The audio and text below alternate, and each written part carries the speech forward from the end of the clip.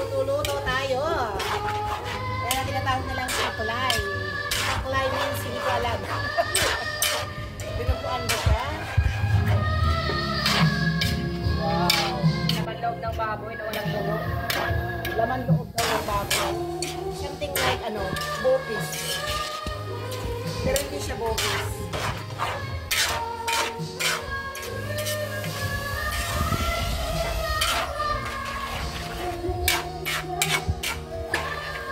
Galing niya ate mag-luto. Masarap ang pulutan.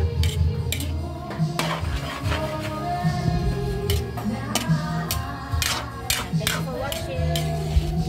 Ganun lang yan. Short. Ito ano naman po? Kuan, atay. Ibubutang pansit. Igado, Ay, igado. Yung igado, yun ang gusto ko yan. Ilang igado. bukas sa umaga, tawagin kita. Fried chicken mo. Ito ngayon? Ito ngayon? Ito pang ano to? Ano to, pickles pork at saka humba. Humba ito, humba. Pagkati ko yung pickles pork at saka humba. Ay, naka-under ko. Ano daw yan?